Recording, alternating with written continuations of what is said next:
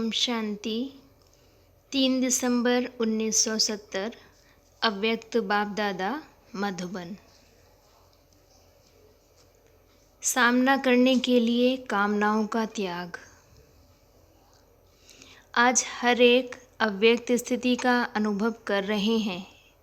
कहाँ तक हर एक निराकारी और अलंकारी बने हैं वह देख रहे हैं।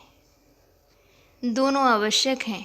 अलंकारी कभी भी देह अहंकारी नहीं बन सकेगा। इसलिए सदैव अपने आप को देखो कि निराकारी और अलंकारी हूँ। यही है मनमना भव मध्याजी भव। स्वस्थिति को मास्टर सर्वशक्तिमान कहा जाता है, तो मास्टर सर्वशक्तिमान बने होना। इस स्थिति में सर्व परिस्थितियों से पार हो जाते हैं। इस स्थिति में स्वभाव अर्थात सर्व में स्व का भाव अनुभव होता है और अनेक पुराने स्वभाव समाप्त हो जाते हैं। स्वभाव अर्थात स्व में आत्मा का भाव देखो, फिर यह स्वभाव की बातें समाप्त हो जाएंगी। सामना करने की सर्व शक्तियाँ प्राप्त हो जाएंगी। जब तक कोई सूक्ष्म व स्थूल कामना है तब तक सामने करने की शक्ति नहीं आ सकती।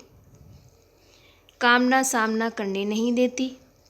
इसलिए ब्राह्मणों का अंतिम स्वरूप क्यों गाया जाता है मालूम है? इस स्थिति का वर्णन है इच्छा मात्रम अविद्या। अब अपने आप से पूछो, इच्छा मात्रम अविद्या ऐसी स्थिति हम ब्राह्मणों की बनी है?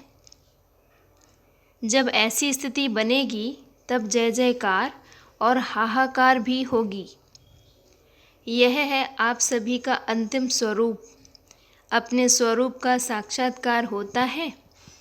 सदैव अपने संपूर्ण और भविष्य स्वरूप ऐसे दिखाई दें जैसे शरीर छोड़ने वाले को बुद्धि में स्पष्ट रहता है कि अभी अभी यह छोड़ नया शरीर धारण करना है। ऐसे सदैव बुद्धि में यही रहे कि अभी अभी इस स्वरूप को धारण करना है। जैसे स्थूल चोला बहुत जल्दी धारण कर लेते हो, वैसे यह संपूर्ण स्वरूप धारण करो।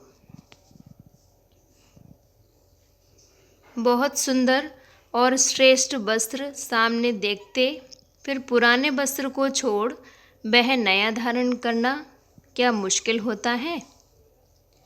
ऐसे ही जब अपने श्रेष्ठ संपूर्ण स्वरूप व स्थिति को जानते हो सामने है, तो फिर वह संपूर्ण श्रेष्ठ स्वरूप धारण करने में देरी क्यों? कोई भी अहंकार है तो वह अलंकारहीन बना देता है। इसलिए निरहंकारी और निराकारी फिर अलंकारी, इस स्थिति में स्थित होना सर्व आत्माओं के कल्याणकारी बनने वाले ही विश्व के राज्य अधिकारी बनते हैं। जब सर्व के कल्याणकारी बनते हो तो क्या जो सर्व का कल्याण करने वाला है वह अपना अकल्याण कर सकता है? सदैव अपने को विजयी रत्न समझकर हर संकल्प और कर्म करो। मास्टर सर्वशक्तिमान कभी हार नहीं खा सकते। हार खाने वालों को ना सिर्फ हार लेकिन धर्मराज की मार भी खानी पड़ती है। क्या हार और मार मंजूर है? जब हार खाते हो, हार के पहले मार सामने देखो। मार से भूत भी भागते हैं, तो मार को सामने रखने से भूत भाग जाएंगे। अब तक हार खाना किन्हों का काम है? मास्टर सर्वशक्तिमानों का नहीं है। इसलिए वही पुरानी बातें, पुरानी चाल अब मास्टर सर्वशक्तिमानों की सूरत पर शोभता नहीं है। इसलिए संपूर्ण स्वरूप को अभी अभी धारण करने की अपने से प्रतिज्ञा करो, प्रयत्न नहीं। प्रयत्न और प्रतिज्ञा में बहुत फ़र्क है। प्रतिज्ञा 1 सेकंड में की जाती है, प्रयत्न में समय लगता है। इसलिए अब प्रयत्न का समय भी गया। अब तो प्रतिज्ञा और संपूर्ण रूप की प्रत्यक्षता करनी है। साक्षात बाप समान साक्षात्कार मूर्त बनना है। ऐसे अपने आप को साक्षात्कार मूर्त समझने से कभी भी हार नहीं खाएंगे। अभी प्रतिज्ञा का समय है, ना कि हार खाने का। अगर बार बार हार खाते रहते हैं तो उसका भविष्य भी क्या होगा। ऊंचे ऊंचे पद तो नहीं पा सकते। बार बार हार खाने वालों को देवताओं के हार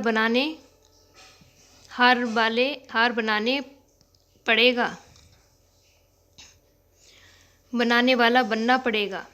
जितना ही बार बार हार खाते रहेंगे उतना ही बार बार हार बनानी पड़ेगी।